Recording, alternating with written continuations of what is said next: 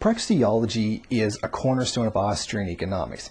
Now, it was founded by, the idea was basically brought forward by Ludwig von Mises. Now, it's important to point out that not all Austrian economics agree with it. Schumpeter did not. And in fact, it doesn't seem as though Hayek supported it either. The point is that while it is not universal, it is very common. Not all Austrian economics agree with the ideology of praxeology. Mises sees praxeology as the study of human choice under the condition of scarcity. He also sees this as the correct methodology when using economics. He also sees it as the study of human action, not just for economics, but the social sciences as well. Mises rejected the use of all empirically based methodology of studying economics. Instead, he uses the human action axiom that all human action has a purpose, and that this is the starting point for studying all economics. To Mises, methodological systems, or data, doesn't mean anything and cannot prove or disprove any of his theories. Human action is purposeful behavior. Action is purposive conduct. It is not simply behavior, but behavior begot by judgments of value, aiming at a definite end and guided by ideas concerning the suitability or unsuitability of definite means. It is conscious behavior. It is choosing. It is volition. It is a display of the will. So understand this as the starting point for what Mises writes. What Mises' work is based on is on these axioms. Mises argued that the human action axiom was a synthetic a priori proposition. The synthetic a priori proposition is the kind of thing that was supported by Immanuel Kant. Misesian theory is based on a series of axioms. The market is freedom. Human action is purposeful. And he says that empirical data cannot prove or disprove these because they are presumed to be truth from the beginning. Even when reality contradicts these axioms and shows them not to be true, even in at least some cases, it is always just swept away and considered not to be valid. This is why we get the common phrase, "That's not real capitalism." Yes, Mises really did believe that. And yes, Austrian scholars who follow praxeology believe this as well. Praxeology aims at knowledge valid for all instances in which the conditions exactly correspond to those implied in its assumptions and inferences. Its statements and propositions are not derived from experience. They are, like those of logic and mathematics, a priori. They are not subject to verification and falsification on the grounds of experience and facts. They are both logically and temporally antecedent to any comprehension of historical facts. They are a necessary requirement of any intellectual grasp of historical events. This means that Mises believes that the axioms of praxeology cannot be proven or disproven. They are always assumed to be true regardless of any scientific analysis or any empirical data. They are to be taken as true and cannot be proven or disproven in any way. Praxeology is a theoretical and systematic, not a historical science. Its scope is human action as such, irrespective of all environmental, accidental, and individual circumstances of concrete acts. Its cognition is purely formal and general, without reference to the material content and the particular features of the actual case. It aims at knowledge valid for all instances in which the conditions exactly correspond to those implied in its assumptions and inferences. Its statements and propositions are not derived from experience. They are, like those of logic and mathematics, a priori. They are not subject to verification or falsification on the grounds of experience or facts. They are both logically and temporally antecedent to any comprehension of historical facts. Even the most faithful examination of a chapter of economic history, though it be the history of the most recent period of the past, is no substitute for economic thinking. Economics, like logic and mathematics, is a display of abstract reasoning. Economics can never be experimental and empirical. The economist does not need an expensive apparatus for the conduct of his studies. What he needs is the power to think clearly and discern in the wilderness of events what is essential from what is merely accidental. What assigns economics its peculiar and unique position in the orbit both of pure knowledge and of the practical utilization of knowledge is the fact that its particular theorems are not open to any verification or falsification on the grounds of experience. Of course, a measure suggested by sound economic reasoning results in producing the effects aimed at, and a measure suggested by faulty economic reasoning fails to produce the ends sought. Such experience is always still a historical experience, i.e. the experience of complex phenomena. It can never, as has been pointed out, prove or disprove any particular theorem.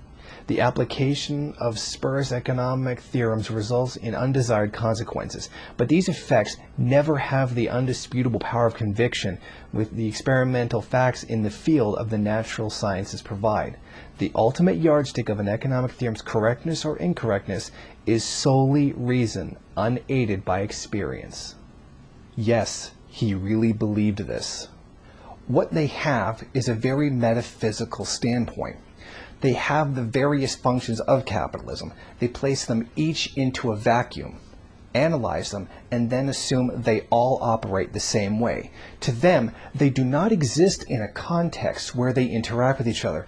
Each single phenomenon in economics has its own set laws and doesn't do anything else. This, of course, is absolutely untrue.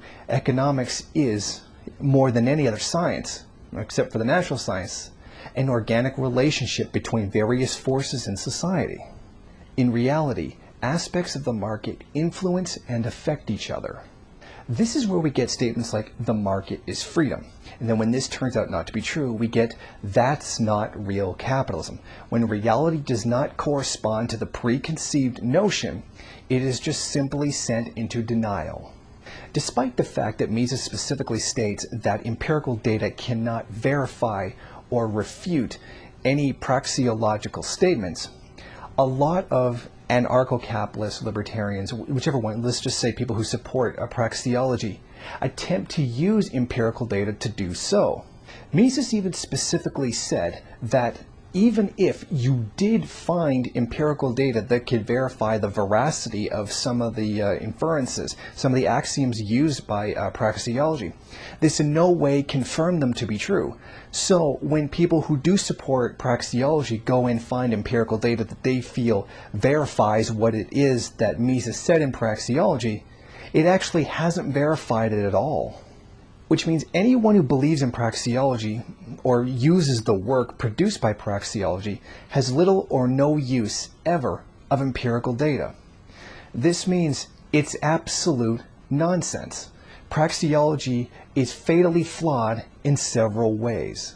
There is no reason to believe that a priorism provides a consistent and reliable method for obtaining true theories about the real world.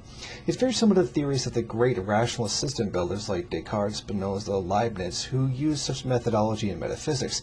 Their systems, as we know, were utterly false.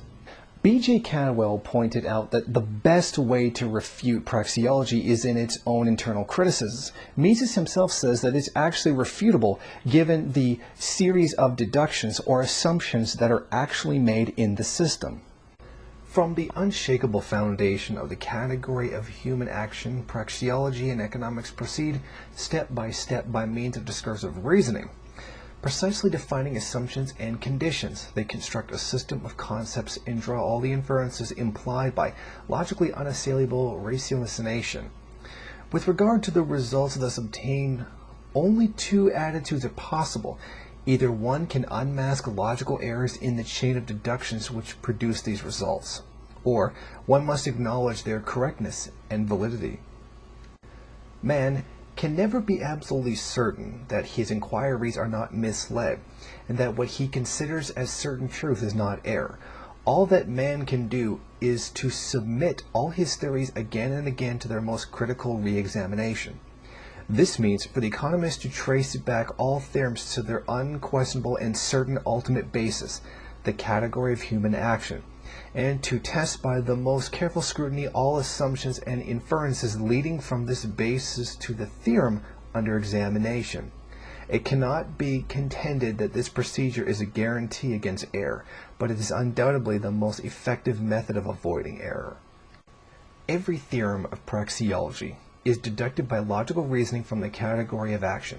It partakes of the apodictic certainty provided by logical reasoning that starts from an a priori category. Into the chain of praxeological reasoning, the praxeologist introduces certain assumptions concerning the conditions of the environment in which an action takes place. Then he tries to find out how these special conditions affect the result to which his reasoning must lead. The question whether or not the real conditions of the external world correspond to these assumptions is to be answered by experience.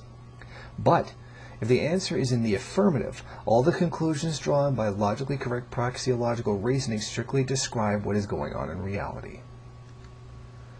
Here, Mises is clearly admitting that if his assumptions do not correspond to the really existing external world, then his assumptions, his axioms or inferences, are therefore untrue. If you have these axioms, these inferences, then you have to have something that would prove them to be true. As you can see, they're not true. These axioms end up not being true. They're not corresponding to reality. Now, here are 4 other things that you can bring up when dealing with praxeology. Questioning the truth of Mises' axioms. Showing flaws in the verbal chain of logic used to draw inferences arrived at in praxeology.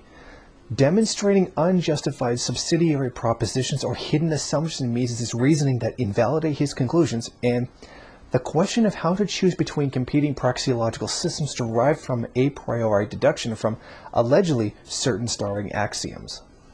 Praxeology is essentially a gigantic fraud. It's saying, I have a presupposed set of beliefs, and nothing you can say can prove me wrong. Therefore, I will continue to think whatever it is I want to think, regardless of what reality says. This is possibly the most dishonest theory I could ever think of. This is literally the epitome of anti-scientific. Austrians tend to define the market as free trade. So to them, it is nearly impossible to be against it. If you say you're against it, you're against people free trading. It's an oversimplified view that no one can pragmatically be against. If you oppose the market, therefore oppose freedom. They don't see the market as a system, a form of social organization.